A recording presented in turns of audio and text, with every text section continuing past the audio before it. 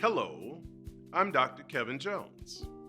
I'm going to talk briefly about the celebration of Juneteenth. As a descendant of Cameroonian Nigerian slaves, free Jamaican people, and the Lee family of Virginia, yes, the same family of slave owners that Confederate General Robert E. Lee was a member of, I want to provide you with a little information and some thoughts about an important date in United States history. June 19th, celebrated as Juneteenth. Juneteenth is also known as Freedom Day, Jubilee Day, Liberation Day, and Emancipation Day. It is a day to commemorate the end of slavery in the U.S. For many years, this was a celebration only found in African American communities, particularly in the southwest part of the U.S. On Juneteenth, people would traditionally wear their Sunday finest. They would wear African heritage wear to celebrate with food, family, and friends, but also the events included prayer, religious reflection, educational events, and often a presentation of the arts, including artwork, music, and dance.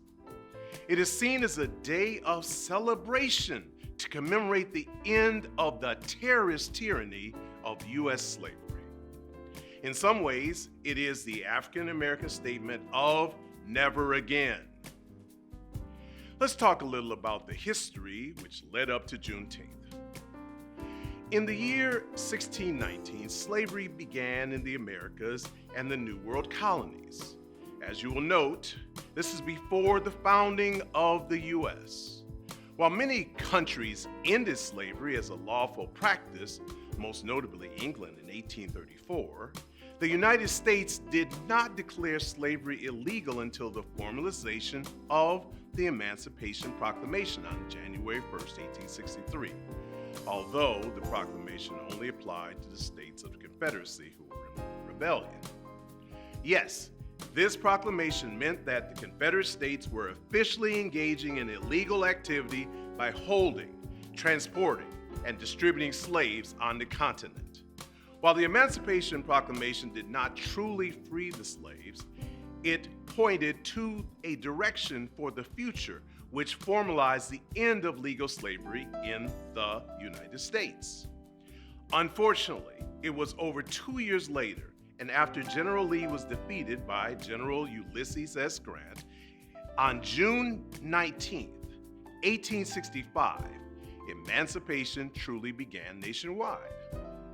It was on that date the remaining slaves in Texas received word from the Union Army that they were considered free in the United States of America. It should be noted that the official Constitution did not really state the end of slavery. It did not officially come to truth until the ratification by the states on December 6, 1865, with the 13th Amendment to the United States Constitution. The significant excerpts from Section 1 of the 13th Amendment read, "Neither slavery nor involuntary servitude shall exist within the United States or any place subject to their jurisdiction." With the words of the 13th Amendment and the official end of legal slavery in the U.S.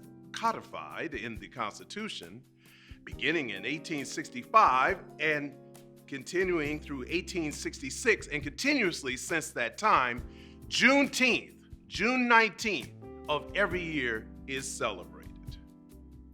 It is the only major nationwide celebration of the end of slavery. While it started in Texas among African Americans, later Juneteenth became local and then a state recognition. Now, at the time of this video, 47 of the 50 states and many cities across the U.S. have official commemorations of Juneteenth. Only North Dakota, South Dakota, and Hawaii do not have official state Juneteenth recognitions. On Juneteenth, we take time to celebrate, reflect on our history, and consider the future. Juneteenth is a reminder to all of us that freedom is a right for all members of this country. Additionally, in our country, the spirit of our country is that all people are created equal and are expected to be treated fairly and justly. On this Juneteenth, celebrate in the remembrance of the significance of this African American and American historical event. A reminder that all in this country have the right to justice and the blessings of liberty. Importantly, also, we can remember with Juneteenth that we must continue to fight to end systematic racism, which continues to limit the potential contribution of African Americans and many others in this country. Let us reflect on the ways we can be part of the solution. Ask yourself, how can I do something different? Or what can I do to ensure that the future generations will look back on this time and see real change in the direction of equity and justice for all? Real change, not just talk. So on this June 19th, we encourage you to reflect on how we can stand against bigotry, racism, exclusion, and violence in our country. When we arrive at June 19 next year and the following years, it is my hope that we can see true progress has been made to address the challenges our country faces. Hearts and minds changed in the spirit of Juneteenth when the people celebrated the truth that all citizens should be free to experience the blessings of the United States of America. Let's be one people so that we can truly be the place where all people enjoy the benefits of freedom. This would truly honor the celebration of Juneteenth.